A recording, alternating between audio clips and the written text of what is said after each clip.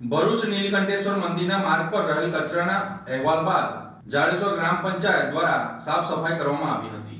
Jadeshwar national highway થી લઈ નીલકંઠેશ્વર મહાદેવ મંદિરના જવાના માર્ગ ઉપર રવિવારના રોજ મહાશિવરાત્રિના પાવન પર્વ પર જાડેશ્વર પાવન સલીલા માં નર્મદાના કિનારે આવેલ નીલકંઠેશ્વર મહાદેવ મંદિરના પૌરાણિક હોવાથી અહીં ગુજરાત નહીં પરંતુ અન્ય રાજ્યોમાંથી પણ ખૂબ મોટી સંખ્યામાં બસ ટ્રાવેલોના માધ્યમથી નીલકંઠેશ્વર મહાદેવના દર્શન માટે લોકો આવતા હોય છે। સાથે સાથે નીલકંઠેશ્વર મહાદેવ મંદિર ખાતે પરિક્રમાવાસીઓ અને રહેવાની અને જમવાની પણ નિઃશુલ્ક સેવાઓ મંદિરના ટ્રસ્ટીઓ દ્વારા કરવામાં આવતી હોય છે।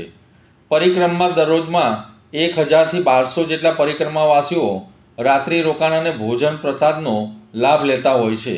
શ્રાવણ માસમાં પણ ખૂબ મોટી સંખ્યામાં કાવડ યાત્રીઓ જાડેશ્વર નીલકંઠેશ્વર મંદિર ખાતેથી કાવડ યાત્રાઓ લઈને અનેક સ્થળો પર કાવડ યાત્રા લઈને જતા હોય છે।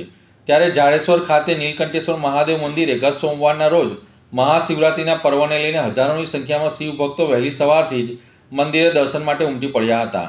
સમગ્ર મંદિર પરિસરમાં ઓમ નમઃ શિવાયના નાદથી ગુંજ્યું હતું। ત્યારે મંદિર પરિસરની બહાર પણ ખૂબ જ મોટો મેળો જામ્યો હતો।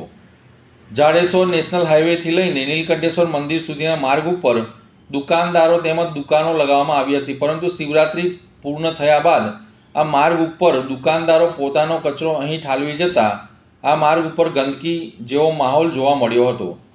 ત્યારે જાડેશ્વર ગ્રામ પંચાયત દ્વારા આ કચરાની સફાઈ ના કરતા આખરે મીડિયાએ આ સફાઈ કર્મીઓ અને જાડેશ્વર ગામના ડેપ્યુટી સરપંચ મહેશ નિઝામા તેઓના સફાઈ કર્મચારીઓ લઈને પહોંચી ગયા હતા અને મુખ્ય માર્ગ ઉપર રહેલ કચરાને સાફ સફાઈ કરવામાં આવી હતી।